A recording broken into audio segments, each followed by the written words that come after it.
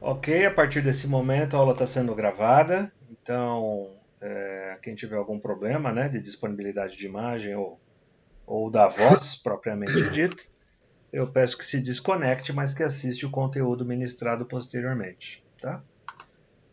Ao final da aula a gente sobe o vídeo para a comunidade que vocês já sabem, lá naquele esquema, e ele ficará disponível aí por tempo indeterminado. A aula de hoje a gente começa traçando um paralelo, né? PCs versus CLPs. Para que a gente entre no tema, tem que ficar claro o seguinte: processos automatizados, assim o podem ser, com várias tecnologias envolvidas. Lógicas a relé, contatores, botoeiras, ou seja, aquelas aulas de comandos elétricos que vocês tiveram, é uma forma de você automatizar um processo, correto? PLC é uma outra forma que a gente está apresentando para vocês. Processos mais simples, existem controladores, né? Controladores de temperatura, tipo um exemplo bem básico para vocês terem noção, aquela ideia do termostato ali do aquário, que mantém o aquário ali, o peixinho, na água aquecida, conforme é necessário.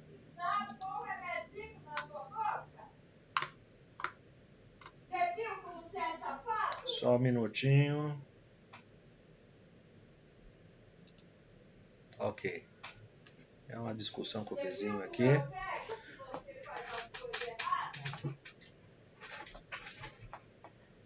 Faz parte. Faz parte, live é assim mesmo. Então existem processos, várias formas que você pode estar fazendo automação, tá? Ao vivo é outra coisa. Ao vivo é outra coisa. Como é que é? Só para quem pode? Como é que o Faustão fala? Quem sabe faz ao Quem vivo. sabe faz ao vivo. O PC é uma outra forma de você automatizar processo também, né? Existem PCs aí, os tais dos PCs industriais, que permitem aí a automação de processos mais complexos e em algumas situações ele chega até a ser mais eficiente que os PLCs. Então a gente vai traçar primeiro um paralelo dessas duas tecnologias de hardware e depois a gente vai destacar os pontos fortes e fracos de cada uma das tecnologias. Tá? É assim que a gente inicia a nossa aula de hoje. Então, o primeiro ponto que a gente tem que destacar é esse. Basicamente, a arquitetura do CLP ela é idêntica à arquitetura do computador. O que a gente define por arquitetura? Tá? Vamos imaginar. Aqui eu costumo trabalhar com outra imagem primeiro, mas vamos lá. Um CLP, nós vimos lá nos blocos básicos que existe ali as entradas do CLP, correto? As entradas do CLP é onde eu pego a informação do que está acontecendo em campo e trago para o processamento, trago para a lógica de controle, trago para ser comparado com a lógica das memórias, correto? E dependendo dessa análise que é feita pelo processamento, eu gero algumas saídas, certo? Liga, desliga a válvula, liga, desliga a sirene, liga, desliga motor. Então, o resuminho das nossas duas aulas aí, nas nossas duas primeiras aulas, foi isso que foi visto, né? Quanto ao CLP. E se eu tiver que fazer um paralelo com o nosso computador, né? Hoje um celular na mão de vocês aí é um computador, né? Então, quais são as entradas, por exemplo, de um celular? Ou de um computador convencional, de um laptop, de um desktop? Eu não tenho um teclado ali para mandar informação para o meu programa? Sim? Essa informação ela não é processada de alguma forma, não é disponibilizada para você através da tela, através do sistema de áudio, por exemplo. Então, numa analogia macro, a gente tem duas estruturas muito parecidas em termos de arquitetura. Tá? Quando a gente fala arquitetura, é o seguinte: eu posso desenhar entradas num bloquinho, processamento num outro bloco, saídas no outro bloco. Tá? Então a gente vai daqui a pouco fazer um pouquinho mais desses comparativos aí no caso.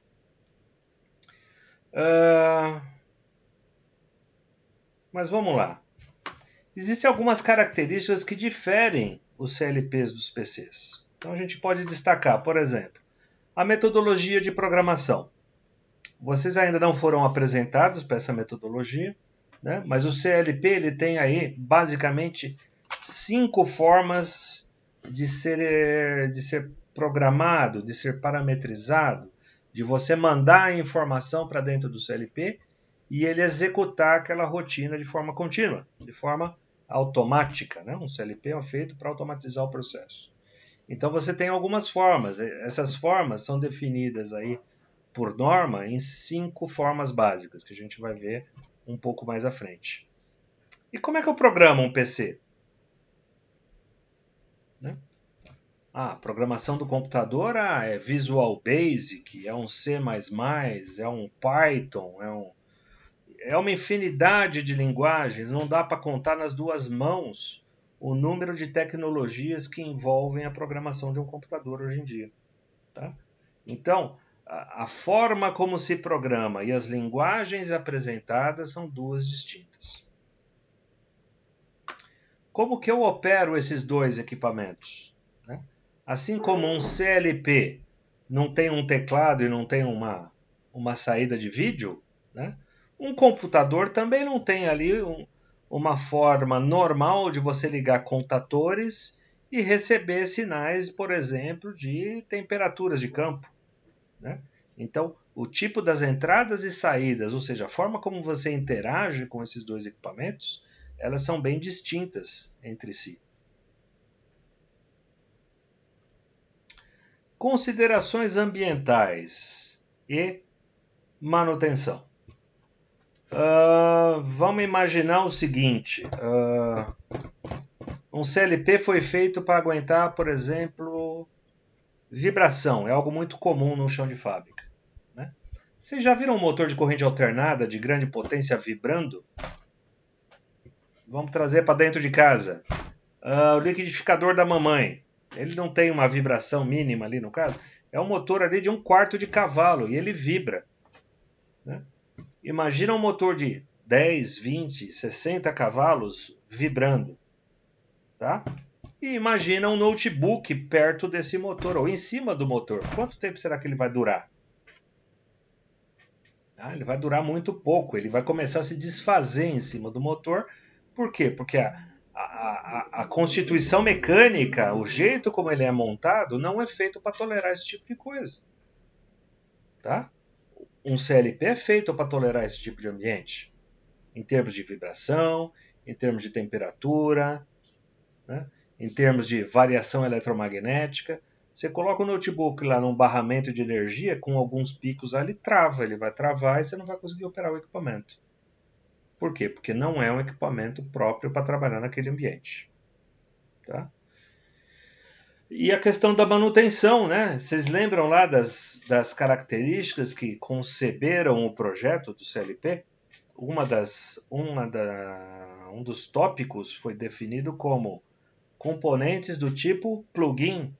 Né? Uma vez identificado um cartão de saída, eu removo um conector com os pinos interligados de campo, removo o cartão com defeito, insiro um cartão novo, insiro o conector novamente. E a operação roda.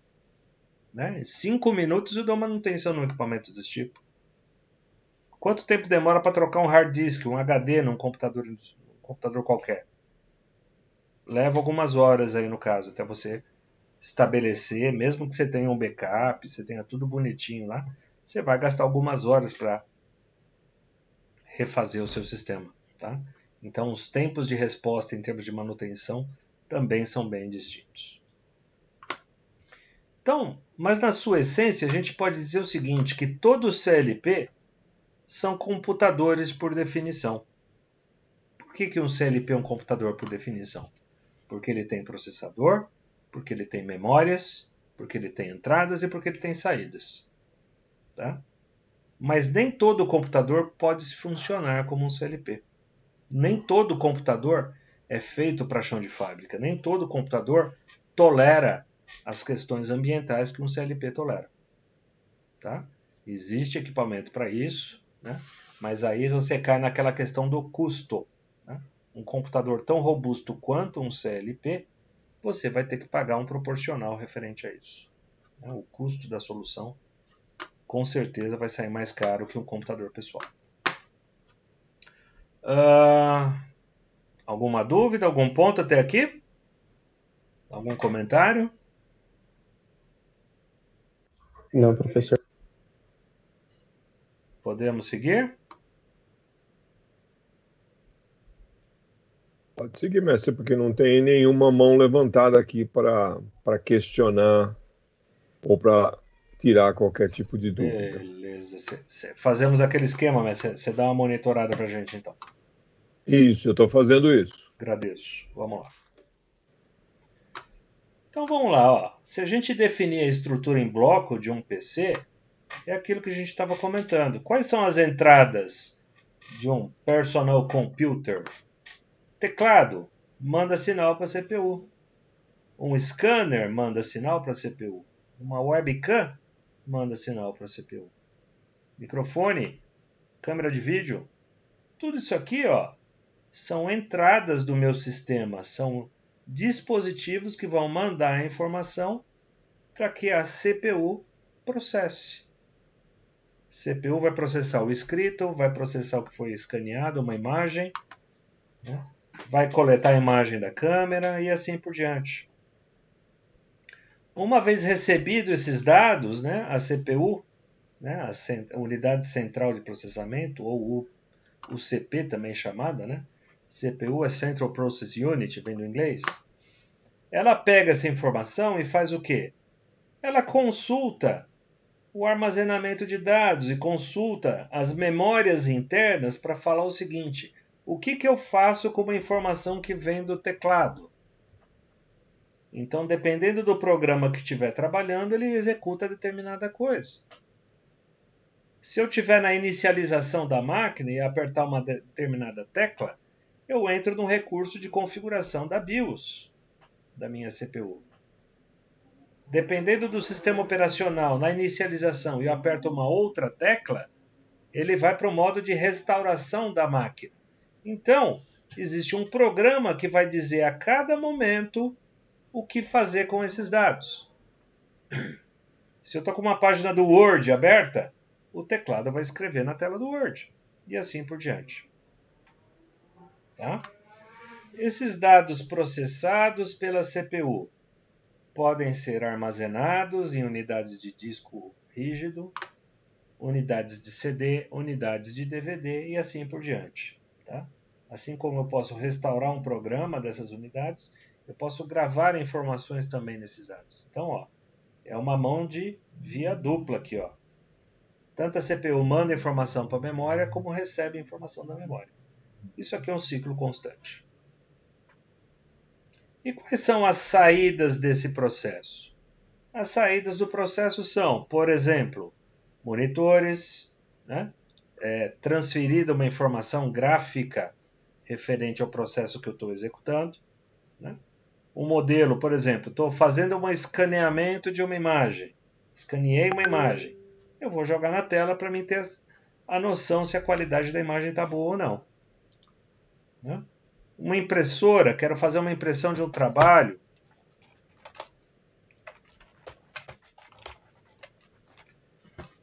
Quero fazer uma impressão de um trabalho, quero fazer uma impressão de um relatório no meu escritório. Tá? Posso gerar sistemas de caixa de som de uma música do YouTube a um link, uma videoconferência como essa que a gente está fazendo aqui. Então posso utilizar as caixas de som. Indicadores luminosos, né? Se o caps lock do teclado está acionado ou não. Então, tem várias possibilidades de saídas da minha CPU. Tá? Tá claro esses blocos aqui? Alguma dúvida em algum deles?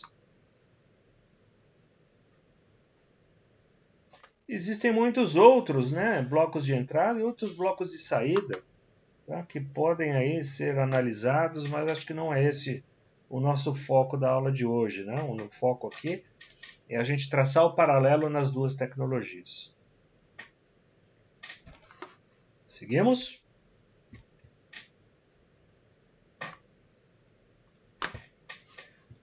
Já o CLP, olha lá. Quais são as entradas do CLP? São aquelas que o professor Farkas explanou na nossa última aula. Sinais discretos ou sinais digitais, né? Ligado, desligado, presente, ausente, acionado, desacionado, é um tipo de informação que vai chegar ao meu processamento. Sinais analógicos, de 0 a 100% de uma determinada escala, uma grandeza será escrita num canal de entrada do CLP. Estou com 60 milivolts ali, que correspondem a 60% de uma escala de temperatura, de uma escala de pressão, uma escala de vazão, que seja. Tá? Então, eu tenho a possibilidade de receber sinais analógicos nas entradas. Dados de encoders. Todo mundo sabe o que é um encoder?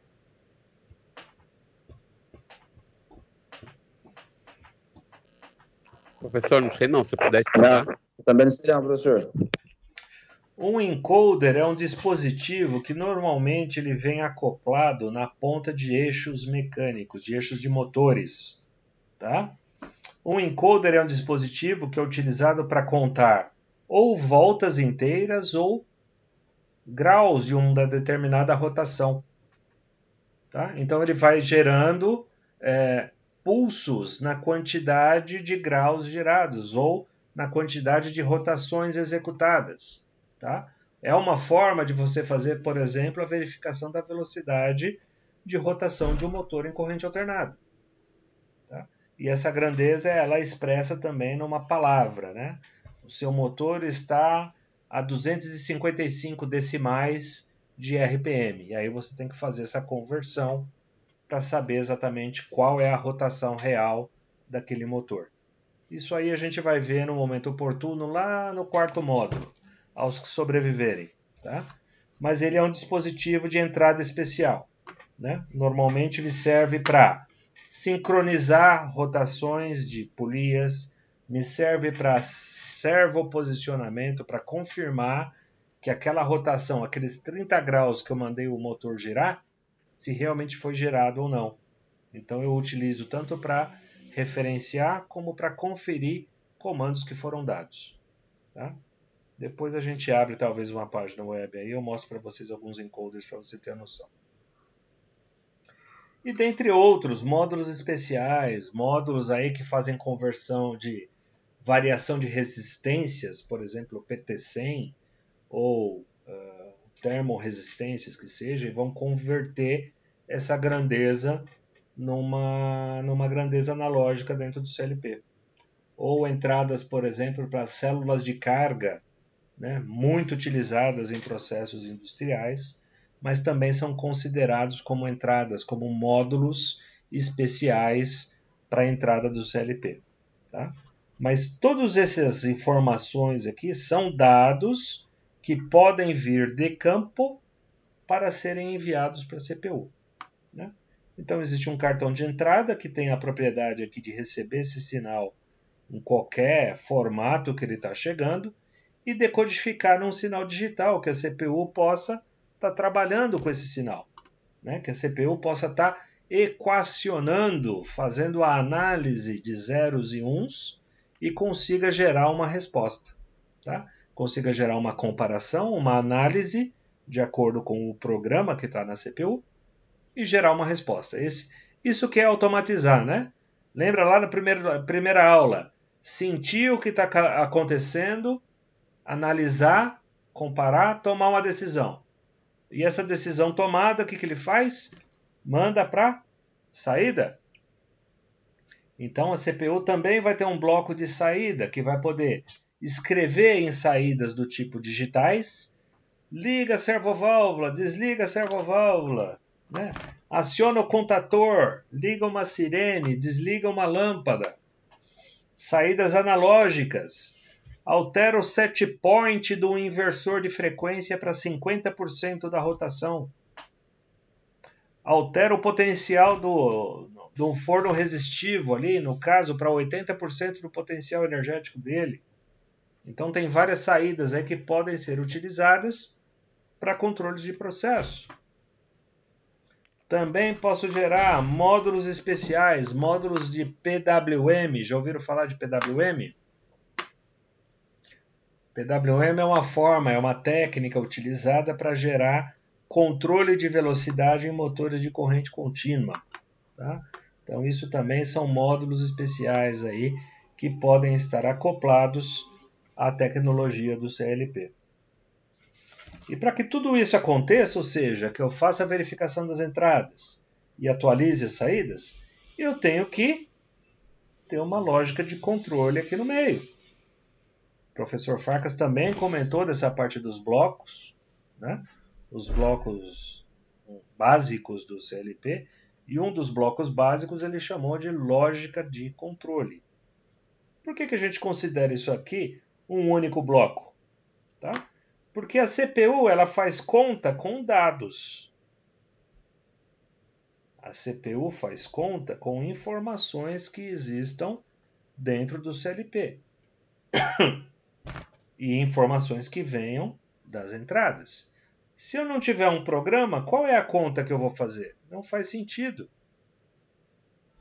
Assim como se eu tiver os dados e não tiver quem faça a conta, também não vai acontecer nada. É como se você tivesse um pendrive aqui, ó, no bolso. O seu pendrive está cheio de dados. Você colocou no bolso, você está processando essa informação? Não. Tá? Então esse sistema só faz sentido quando eu tenho o processamento e tenho os dados trabalhando em parceria. Tá? Esse programa pode estar lá na memória RAM, ó, aquela história da bateria que o professor comentou. Se eu estou utilizando uma memória RAM, eu tenho que ter uma bateria. A gente vai voltar a falar sobre isso daqui a pouco também. Eu posso ter memória ROM com o sistema operacional do CLP. Peraí, CLP tem sistema operacional, professor? Sim, tem. Não é com certeza aquele que dá tela azul de vez em quando, tá? Mas ele existe um sistema operacional que cuida das funções internas da CPU. Também falaremos sobre isso ainda nessa aula, daqui a pouco. Em termos de estrutura, deu para entender porque é tão parecido? Ó. Vou alternar aqui ó, de forma bem rápida. Blocos do PC, blocos do CLP. Tudo bem? Tá claro isso do porquê que a gente pode chamar um CLP de um microcomputador?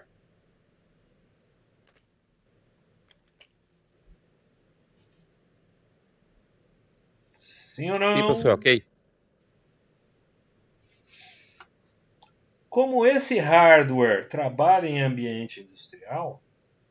Acho que alguém queria se manifestar, viu, mestre? Eu, pelo menos, entendi que queria, mas não conseguiu. Quem queria se manifestar? Eu entendi que sim. Vamos ver quem foi.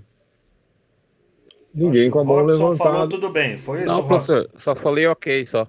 Ah, ok. Então tá bom. Ok. Já um PC não é para ambiente industrial, né? Por isso que eu não posso chamar qualquer PC de CLP. Mas eu posso chamar todos os CLPs de computadores programáveis. Né? Tem uma CPU, tem memória, é um computador programável. Na sua essência, na sua concepção. Mestre Farkas, algum comentário até aqui? Até aí perfeito, sem nenhum comentário. É isso aí, não tenho nada a acrescentar. Acho que você abordou todos os pontos necessários para essa parte, né, de blocos básicos. Né? É isso aí.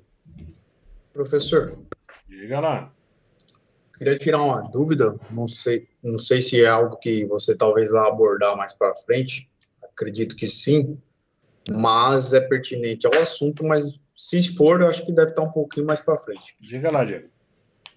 Sabemos que todos os computadores, eles possuem configurações específicas e nós podemos montar um computador de acordo com a configuração que a gente prefere. Eu quero um computador de 8 GB de memória RAM, com HD de meio tera, um processador tal, com um sistema operacional tal, Core i7, com não sei quantos gigahertz de velocidade, não sei quanto de memória de cache e piriri pororó.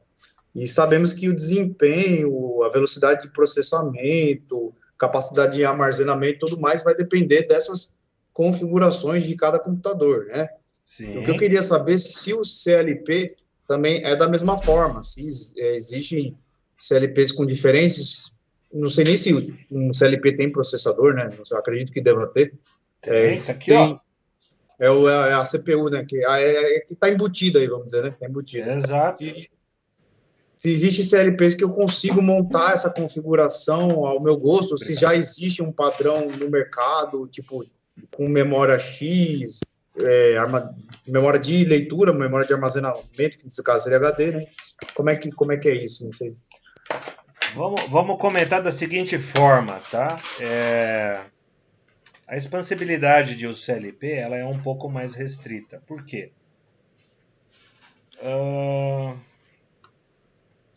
Deixa eu passar esse slide aqui e a gente volta nesse comentário. Que talvez aqui dentro do slide eu já consiga te responder esse detalhe. Tá? Ok. Então a gente destaca aqui, na verdade, pontos fortes e fracos de cada uma das tecnologias. Ops, foi demais. Tá? Então, por exemplo, a gente fala aqui que o PC tem uma interface gráfica, né? Ou seja, se eu preciso de um detalhamento do que está acontecendo no meu processo, eu consigo visualizar através de uma IHM, através de um sistema de supervisão, que eu já até mostrei algumas telas para vocês, né? Então isso daí é um ponto muito forte na relação do PC, né? O CLP, o máximo que ele vai te mostrar são luzinhas ali, acendendo e apagando quando aquela entrada digital for acionada ou não. Tá? Então, a questão da interface gráfica é algo muito superior nos PCs em relação aos CLPs. O tempo de programação é algo relativo, né? Mas normalmente programas mais complexos você consegue fazer em menor tempo de uma programação de PC do que um programa mais complexo em um CLP, até mesmo pela própria linguagem que o CLP utiliza. Né? Mais umas 2 aulas a gente vai apresentar as metodologias que a gente utiliza para a programação dos CLPs. Tá? Então, aguardem mais um pouco nesse ponto. O que você está comentando, na verdade, está referindo-se a essa terceira e quarta linha, quanto a não utilizar hardware proprietário e possuir uma arquitetura aberta. Tá? Como o PC ele não usa hardware proprietário, o que é isso? A placa-mãe eu posso usar de um fabricante, né, Asus. A memória pode ser de um fabricante Kingston. Um processador Intel. O hard disk Seagate. O gabinete um Xing Ling chinês da vida. Ou seja, eu tenho 10 provedores de tecnologias ali que são assemblados num único equipamento para configurar uma máquina. Então isso que te dá essa flexibilidade de eu quero mais memória, eu quero menos memória. Eu quero um processador mais rápido, eu quero um processador mais lento. Eu quero uma placa de vídeo para acelerar o desempenho, para melhorar o resultado da minha interface gráfica. Tudo isso eu consigo na plataforma PC, por quê? Porque ela utiliza uma arquitetura aberta e ela utiliza, né, a ideia de o hardware não ser proprietário. Não fica amarrado a uma única marca. Já no CLP, o que garante a estabilidade do funcionamento, a robustez do equipamento e a não parada no processo, a redução extrema de falhas de compatibilidade nessa tecnologia? É exatamente o oposto. Né? Se eu tenho um CLP da Siemens, ele só vai aceitar cartões de expansão da Siemens. Se eu tenho um CLP Allen Bradley, ele só vai aceitar cartões de expansão do próprio fabricante, da Allen Bradley. E isso vale para Schneider, para qualquer outro fabricante. Por que isso? Dessa forma, o fabricante tem total domínio, tem total controle sobre as eventuais e possíveis falhas que aquele sistema dele podem ocorrer ou não. Tá? Então, quando você precisa, e agora voltando cirurgicamente à sua questão, eu preciso de maior desempenho no meu processamento do meu CLP. Então você vai ter o modelo da versão A, da versão B e da versão C. Uma versão C tem o processador mais potente, a versão A tem a versão do processador mais simples. A versão C vai ter mais memória de trabalho, a versão A vai ter menos memória de trabalho. Então, você abre um catálogo do fabricante e esse catálogo do fabricante vai te dizer, olha, esse modelo tem essa configuração. Esse outro modelo tem essa. E o outro, que é o mais simples, tem essa. Qual que você precisa para poder trabalhar? Tá? Mas isso é dentro do catálogo do fabricante. Tá? E mesmo que seja um fabricante, né, top de linha, essa quantidade de possibilidade ainda ela é limitada. Esclarecer tua dúvida? Entendi. Respondeu? Mais alguma dúvida em cima disso? O André está com a mão levantada. André Martins Matos. Boa noite. Professor, minha dúvida é nesses pontos fortes e pontos fracos. Eu queria saber se isso é importante de ter anotado para saber, assim, ao longo do curso desse semestre, tanto desse módulo como do próximo módulo. Olha, eu entendo essa preocupação de vocês, é uma preocupação normal de alunos, né? O aluno, na verdade, ele gostaria de saber, assim, no final de cada aula, professor, isso cai na prova? Foi exatamente essa pergunta aí que eu quis fazer, só que de um jeito diferente. Entendam que a gente também já foi aluno, eu já fui aluno, o professor Farca já foi aluno.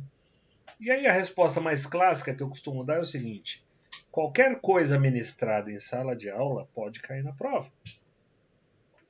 Concorda que eu posso, sim, requisitar uma questão desse tipo?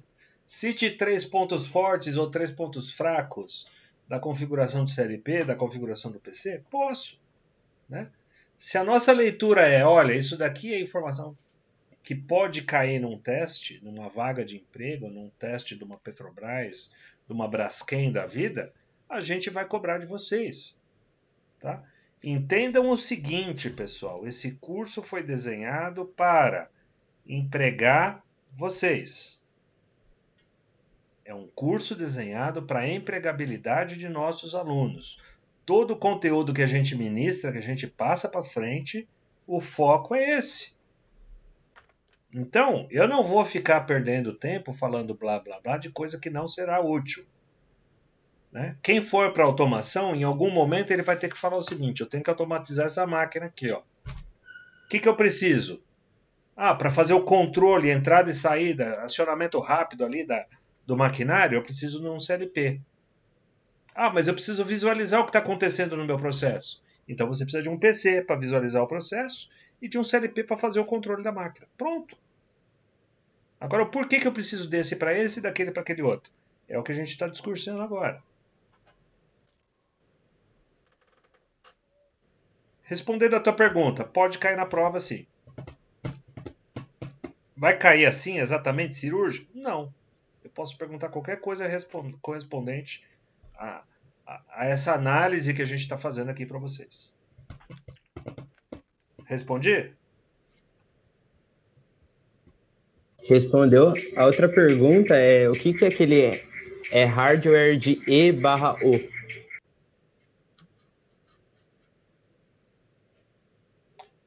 Na verdade seria ES ou IO, né?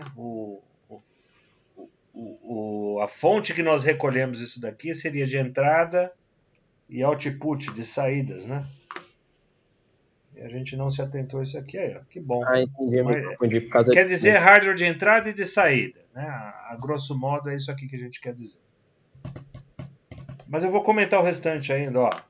Vamos lá, redes de comunicação TCP/IP. Né? Uma placa de rede no computador hoje ele tem um custo irrisório, né? R$50 a mais você compra uma interface internet para um computador. Já para o CLP, CLPs que já possuem comunicação em TCP/IP são interfaces bem mais caras, tá? Então, a conectividade no barramento TCP/IP, isso está mudando com as novas topologias de rede nos CLPs, tá? Mas ainda é um custo elevado em relação ao custo do PC. Tá? Eu retomei aqui, nem perguntei se tinha mais alguma dúvida. André, né? Não tem dúvida não. Agora Ficou só mais tô algum terminando ponto? de A aqui. última era essa entrada e saída aqui. O último era isso. Então tá bom. Ali é os pontos fortes e os pontos fracos do PC, certo? É isso. Entenda o seguinte, se algo é forte no PC, vai ser fraco do outro lado. Se algo é forte no CLP, vai ser fraco do outro lado, né? Ok? Ok. Mais alguém levantou alguma dúvida aí, mestre? Levantou a mão? Não, por enquanto não. Então tá bom. Simulação do programa é algo bem mais simples de ser feito em ambiente de computadores, tanto é que, né, que a programação e os testes nós executamos ela em ambiente de programação de PC. Várias linguagens de programação também para PC, em comparação. O CLP hoje basicamente são 5 linguagens que a gente trabalha. Né? O PC, perdi conta, 50, 60, não sei. Comunicação com supervisório. Né? É muito mais fácil você fazer essa interface de supervisório num PC do que as IHMs limitadas. Né? Alguns CLPs possuem até uma IHM incorporada ao produto, que também foi apresentado na aula de ontem para vocês, mas em termos de ambiente gráfico ali, ele é muito limitado. Utilização de vários hardwares, né, de entrada e saída. Como ele não é hardware proprietário e possui uma arquitetura aberta, tem muita coisa de mercado, de muito fabricante que pode ser inserido em plataformas PCs. Né? Já o CLP não, o CLP ele só utiliza os hardwares que são do próprio fabricante. E a quantidade e variedade também é limitada. Ou é entrada digital, ou é entrada analógica, ou é saída digital, ou é saída analógica, ou são aqueles módulos especiais de comunicação. E aí entra um ponto aqui importante de ser destacado, tá? Facilidade de efetuar cálculos complexos. A diferença é tão grande, tá? Que em alguns momentos o que é feito? No andar superior das redes de controle, e isso a gente também vai analisar no quarto módulo, tá? Eu utilizo o CLP para coletar o dado de campo e mandar a informação para o nível de cima. O que seria esse nível de cima? É um computador especial que fica coletando dados de campo através dos CLPs, fazendo equações matemáticas, gerando resultados complexos, e esse resultado é devolvido nessa mesma rede de comunicação, para que o CLP vá lá e faça a atuação. Espera aí, professor, mas é mais rápido o CLP fazer a leitura, mandar para cima, receber uma resposta e escrever, do que ele mesmo fazer a conta? Sim, em vários casos, em vários processos mais complexos, existe a necessidade desse hardware no andar num nível superior, fazendo a gestão desse tipo de variável. Tá? Esses hardwares, né, também chamados aí de SDCDs, ou de computadores industriais, aí, dependendo, cada um tem um recurso, tem uma tecnologia envolvida, são plataformas baseadas em PC, tá? Para que possam fazer esse equacionamento complexo e devolver a campo o resultado que tem que ser executado. Tá? Então, em topologias de PC, a facilidade de executar o cálculo complexo é bem maior do que CLPs. Mesmo os CLPs mais novos, CLPs de mercado, né, de marcas consagradas, ainda possuem aí limitações em termos de processamento. Os que não possuem essas limitações são extremamente caros.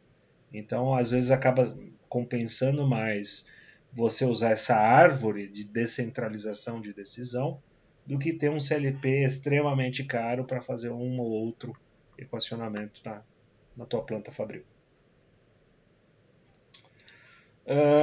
Já do lado do CLP, né?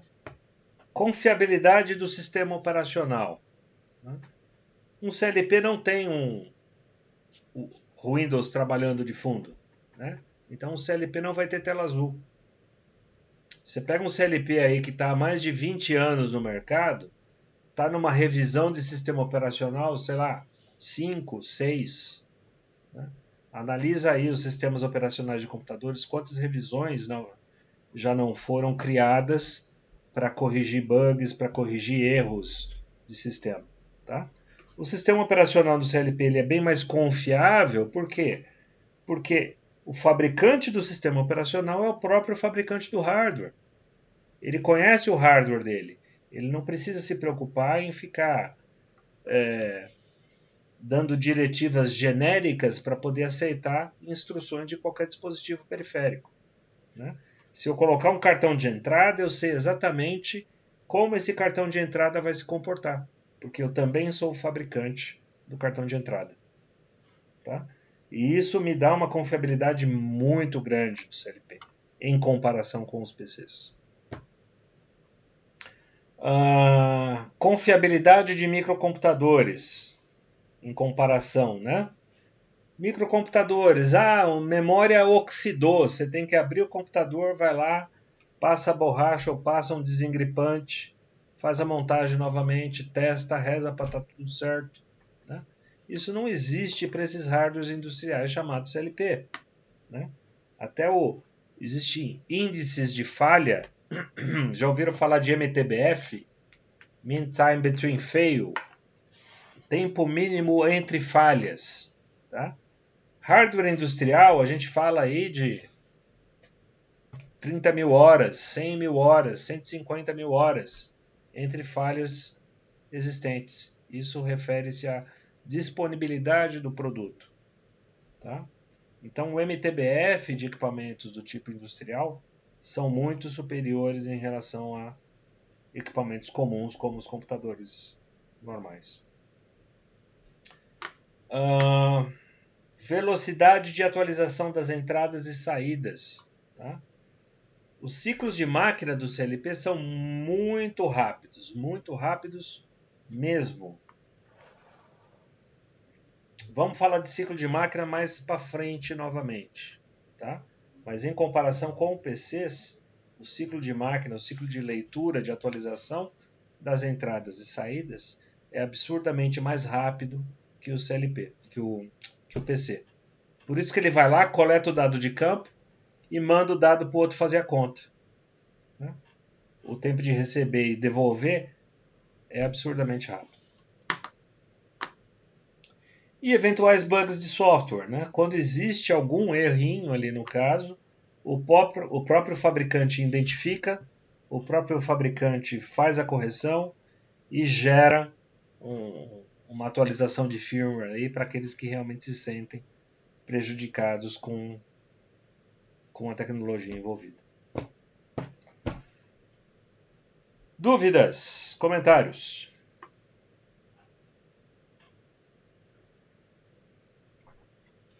Nenhuma manifestação, mestre. Nenhuma porque não estão entendendo nada ou nenhuma porque está em dia?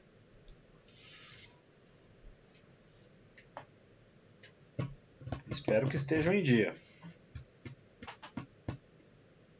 É a expectativa, né? Automação de um equipamento. O que é que a gente tem que se preocupar quando a gente vai fazer a automação de um equipamento? Tá? Então, o início do processo está baseado em quê? A gente analisar quais são os pontos de entradas e quais são os pontos de saída que esse processo automatizado vai ter que ter. Eu quero saber se um cilindro chegou até o final, como é que eu vou informar a minha máquina que esse cilindro chegou até o final? Eu tenho que ter um sensor de fim de curso. Ah, mas o cilindro ele vai ter que recuar também. Como é que a minha máquina vai saber que o cilindro também tem que recuar? Eu tenho que ter um sensor de início de curso. Então, a definição dos pontos de entrada e saída, primeiro, depende de você reconhecer o seu processo e como você quer que esse processo seja executado.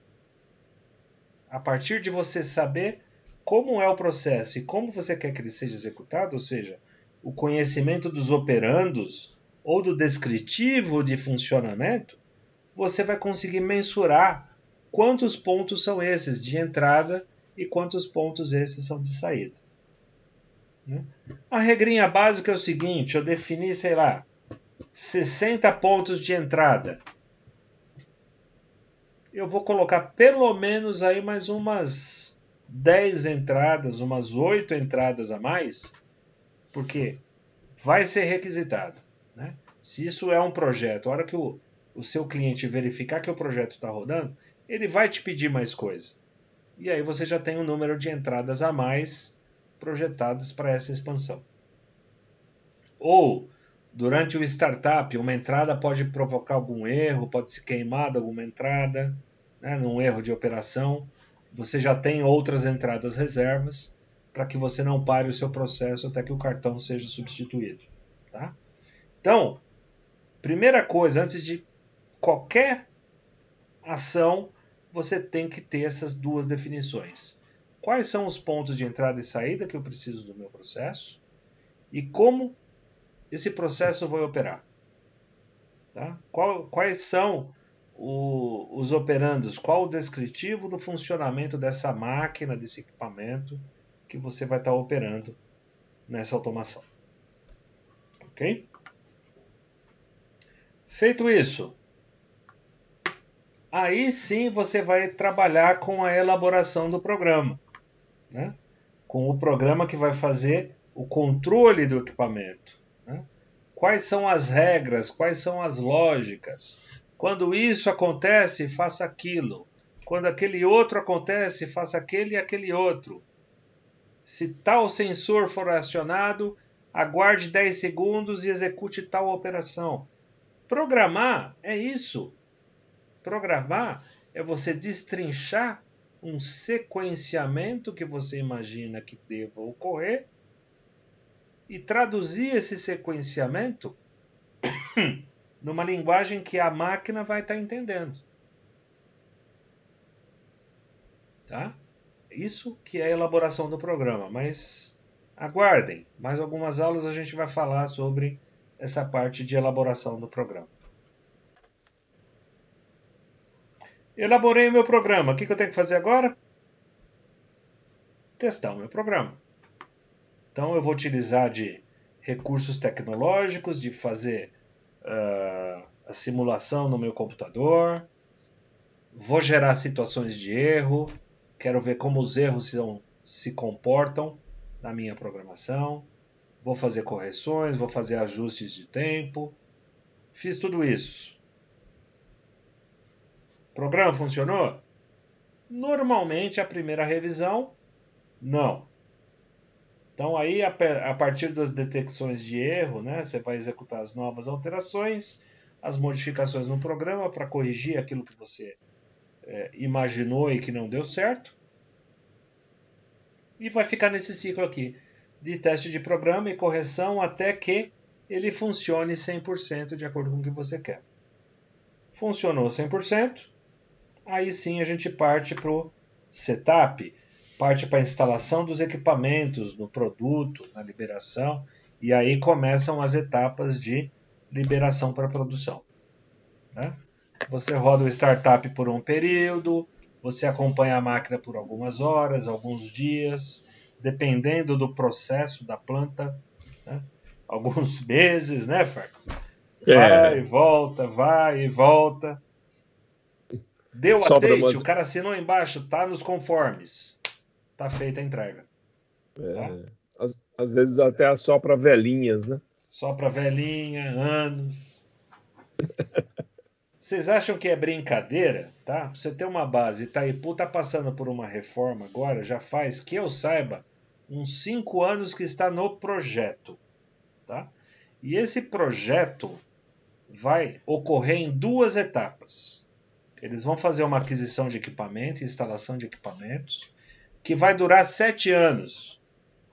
Mas esses equipamentos serão substituídos daqui a 7 anos, para a versão final que vai demorar aproximadamente 14 anos de implementação. Tá?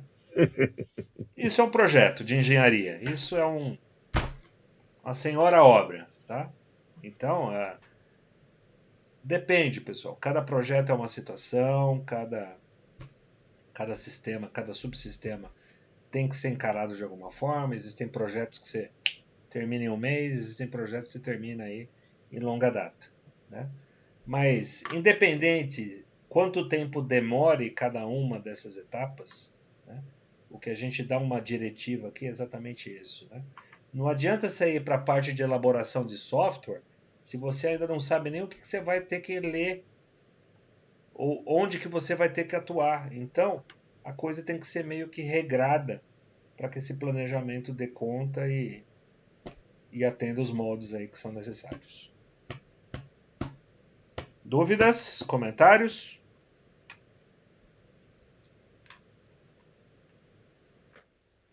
Nenhuma manifestação, mestre.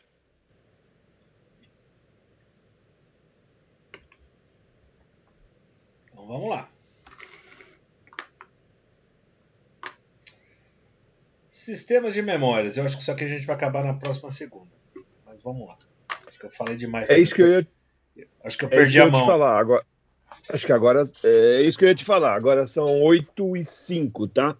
Só para o seu planejamento. Eu vou falar das tecnologias e os 4 blocos básicos a gente inicia na segunda-feira. Eu acho que vai ser. Acho que vai dar mais ou menos isso. Perfeito. Bom, pessoal, vocês tiveram eletrônica digital lá atrás, né? Então o conceito de 1 bit, 1 byte, isso aqui, tá claro na cabeça de vocês ou não? Olha lá, 1 bit é a menor unidade de informação no sistema de numeração binário. Um único bit pode ter 2 informações distintas, 0 ou 1. Isso pode ser lido de qual forma? Desligado, ligado. Ausente, presente. Off, on. Tudo bem? Um único bit me dá 2 estados?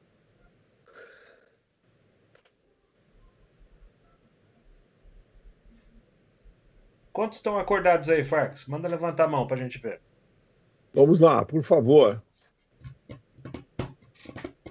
Pode até trocar a telinha do outro lado aqui. Deixa eu minimizar aqui. 10 acordados.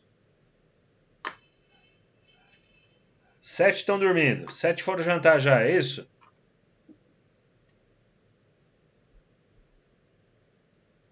Senhores, senhores. Tem prova semana que vem, é isso, Farx?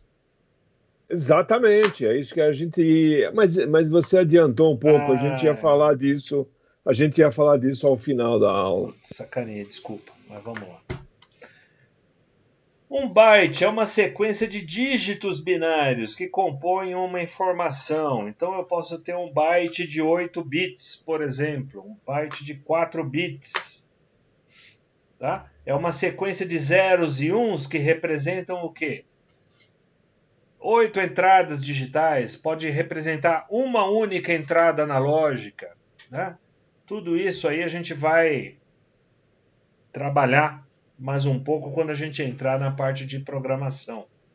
Mas essas unidades de bytes ou de words, que definem o conjunto de 2 bytes, são unidades inclusive de medidas de alocações de memória. Então, quando eu falo, eu tenho uma memória de 1 gigabyte, na verdade eu tenho 1 milhão e 24 quilomegas, 1 bilhão e 24 milhões de bits para serem trabalhados em uma memória de 1 gigabyte. Tá? Então, esses múltiplos também são válidos para sistemas microprocessados por CLPs. Tá? O CLP utiliza a memória, então as memórias do CLP também trabalharão nesses múltiplos definidos aqui. Tá?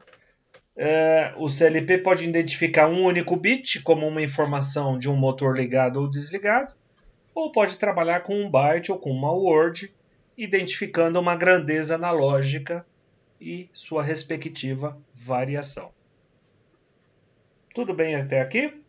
Isso aqui é recordação, né? É algo que você... Mestre, a Ana está com a mão levantada, não sei se ela tem alguma pergunta. Agora ela baixou a mão. Desculpa, eu tinha esquecido a mão levantada. Tá ótimo, Sem tudo problemas. bem, sem problemas. Então, uma vez pincelada essa revisão aqui, vamos falar mais um pouquinho sobre tipos de memórias utilizadas no CLP. E aí, eu abro um adendo para a gente conversar a respeito, porque o que ocorre? Tá? Uma coisa é um informe adicional das tecnologias das memórias utilizadas dentro do CLP. Tá? Então, a gente vai falar aqui de memórias do tipo RAM, do tipo ROM, do tipo EPROM, do tipo Flash EPROM. A outra coisa é, dentro dos blocos básicos das memórias, quais são os 4 blocos que a gente vai estar trabalhando dentro de um CLP. Tá? A funcionalidade dessas alocações de memória. Esse curso, a gente não pode esquecer que é um curso de mecatrônica, não é um curso de eletrônica, não é um curso de elétrica. Tá?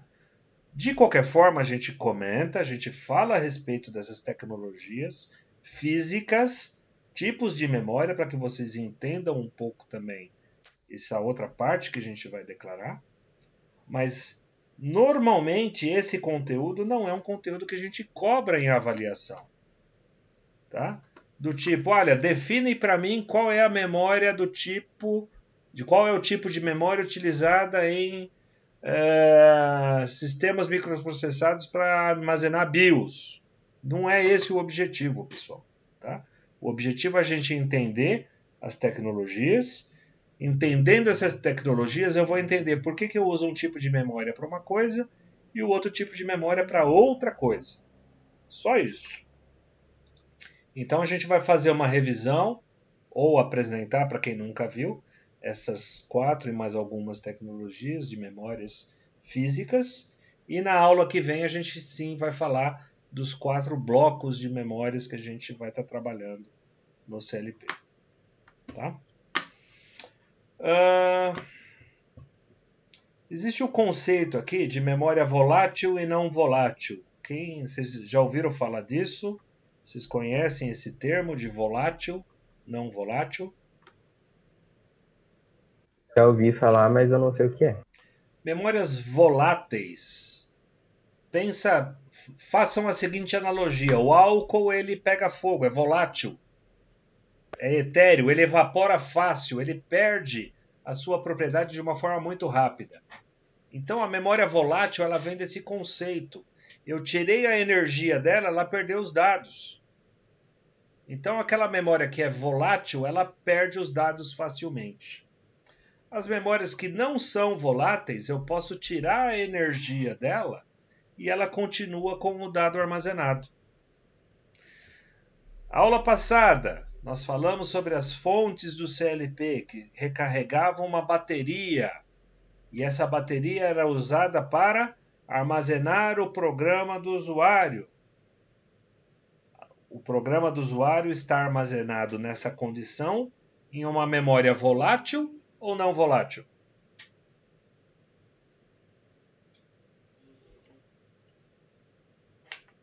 Não entendi a pergunta, desculpa. Nós falamos na aula passada, olha, tem CLP que o programa do usuário está gravado numa memória que precisa da bateria. Essa memória que precisa da bateria, ela é volátil ou não volátil? Eu não estava na aula passada, então não vou saber. Não, eu estou falando agora, eu estou repetindo agora o conteúdo da aula passada. Se a memória precisa da bateria, ela precisa da energia da bateria, da alimentação da bateria. Então esse Memória tipo de volátil. programa está na Memória memória volátil. volátil. Tudo bem?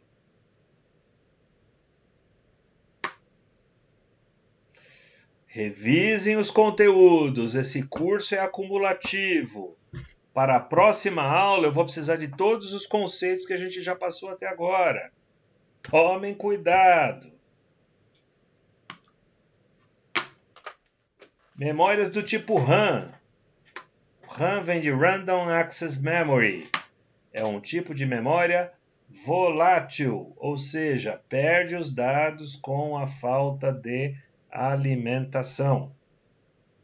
Zerou a bateria, acabou a energia do CLP, perdi os dados. E se o programa do usuário estiver gravado aqui, eu perdi o programa do usuário. É isso que eu estou querendo dizer. Sua principal característica reside no fato de que dados podem ser gravados e alterados rapidamente e facilmente. Por que o CLP é um elemento rápido? Porque ele utiliza memórias rápidas. Por que eu posso programar e reprogramar? Porque eu utilizo memórias que podem ser alteradas, gravadas e alteradas, quantas vezes eu quiser. Tá? Faz parte da tecnologia do CLP o uso de memórias do tipo RAM. No CLP acompanha de uma bateria ou um capacitor, que é utilizado para armazenar os dados temporariamente. Ok? Memórias do tipo RAM são utilizadas no CLP. Em qual dos blocos? Veremos na próxima aula. Memórias do tipo ROM, Read Only Memory, memória somente leitura. São memórias especialmente projetadas para manter armazenadas informações que, sobre hipótese alguma, poderão ser alteradas. Qual é o tipo de informação que é muito ruim que seja alterada? Que o fabricante fala o seguinte, ó, esse programa você não vai mexer. O sistema operacional do CLP. Tá? Ele não quer que você coloque um Windows no CLP. Não. O sistema operacional fui eu que fiz, eu fabricante. Então você não tem que alterar isso aqui, a não ser que eu te autorize. Tá? Então, quando ele quer fazer esse tipo de restrição, ele grava o sistema operacional numa memória do tipo ROM. Dessa forma, é uma memória somente para leitura e os dados não se perdem caso ocorra falta de energia. Acabou a energia, zerou a bateria, a hora que eu ligar, ele vai subir com um programa de fábrica. O que é o programa de fábrica? É o sistema operacional do CLP. Nesse elemento são armazenados os dados do programa de controle do funcionamento do CLP, gravados pelo fabricante. Alguma dúvida aqui?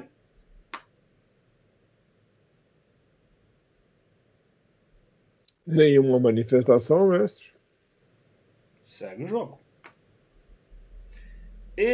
EEPROM. Erasable, Electrical, Programmable, Read-Only Memory. Memória somente leitura, apagável, ou seja, o erasable, né? Você pode apagar ela, e programável eletricamente. Então, eu gravo e regravo em cima dessa memória através de processo elétrico. São dispositivos de memória que, apesar de não voláteis, oferecem a mesma flexibilidade de reprogramação existente na RAM. Tá? Normalmente, quando o fabricante opta por esse tipo de memória, ele vai ter um jumper, ou vai ter uma setinha, ou vai ter um software específico para que você, usuário, faça uma atualização do sistema operacional da máquina. Tá? Elas apresentam duas limitações. O processo de regravação de seus dados, que só pode ser efetuado após a limpeza da célula. Então, eu só consigo regravar ela se ela for inteira. Não tem atualizar um dado. A memória RAM, eu troco uma parte da informação dela. 2 partes, 5 partes. A E2PROM não. Quando eu apago ela inteira e regravo ela inteira. E um outro detalhe, que a vida útil de uma E2-PROM, ela é limitada pelo número de reprogramações, da ordem de 10.000 operações de limpeza / escrita. Tá? Então, ela é uma memória que eu posso gravar e regravar, tal como a memória RAM, só que ela não é tão rápida quanto a memória RAM, ela é bem mais lenta, eu tenho que reprogramar ela por inteira, e ela tem um número limitado de reprogramações. Essas são as características da E2-PROM. Tudo bem?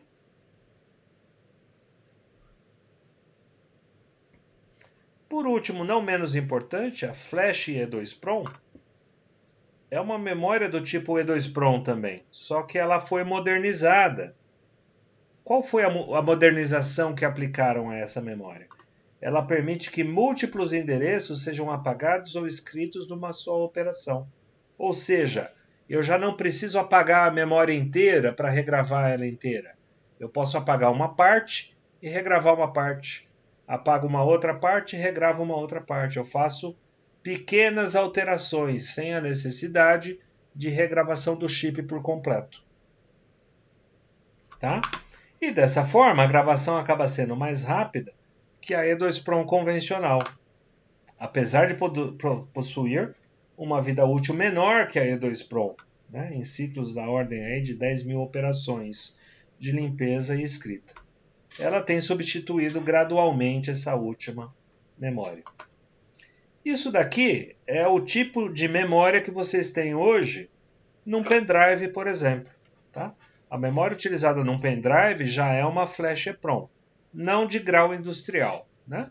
Mas já é uma Flash EPROM, ou seja, ela mantém os dados são retentivos e você pode escrever e apagar parcialmente no conteúdo da sua alocação. Tá? Então essa memória flash ela também vem sendo substituída ao longo das novas fabricações de CLPs como memória para armazenar o sistema operacional do equipamento. Dúvidas? Nenhuma manifestação, mestre? Então, a gente para por aqui então, que é o momento que a gente ia falar do sistema de memórias do CLP. Esse conteúdo vocês já têm ele por completo, né, no PDF, que já subi, né, na página para vocês. Então, quem tiver interesse, já quiser vir para a aula já com conteúdo lido, eu acho que vai facilitar um pouco a vida de vocês, tá? Em termos aí de entendimento, em termos de conteúdo, eu acho que vai ser bem interessante se você conseguir vir para a aula já com esse conteúdo lido. Tá? É a partir dos sistemas de memória que a gente começa realmente a entender como é que o CLP funciona. Né? Como é que funciona a lógica de programação, como é que funciona a inserção de programas, por que eu não preciso de uma entrada relacionada especificamente a uma saída. Né? Foi uma pergunta que fizeram ontem. Eu posso ter 5 entradas para acionar uma única saída. Né? Ou uma entrada para acionar 3 saídas distintas. Então, é entendendo essa formatação dos sistemas de memórias dos CLPs é que a gente vai começar a entender como que funciona propriamente dita a programação do CLP. Da minha parte é isso. Então eu fico aguardando agora dúvidas de vocês, senão a gente já finaliza a gravação da aula de hoje e eu inicio a postagem do conteúdo no vídeo.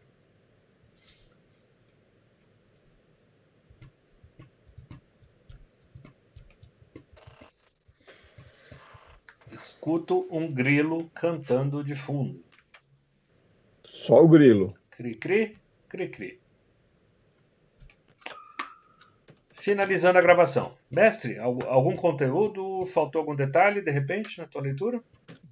De forma alguma. Todo completo, é isso aí. Eu acho que essa divisão proposta por você aí tá ótima. É isso aí. Vamos falar na segunda-feira que vem sobre os sistemas de memórias, né? Fechado. Agora, seria realmente muito interessante que os alunos, né, pudessem argumentar, questionar, observar, comentar, perguntar, mas a gente está vendo que isso não está acontecendo. Né? Professor, Diga lá. Pois não? eu tenho uma dúvida, mas é sobre o PT-100. PT-100, qual que é a Fala. dúvida do PT-100? É que assim, tempo atrás eu tive que colocar o PT-100 em uma prensa e eu não consegui fazer ele ligar a contadora para aquecer a prensa. Ele tem que programar ou é só fazer a instalação? Eu vou finalizar a gravação e a gente responde, porque é uma pergunta de aplicação, tá? Mas a gente já responde aqui na sequência.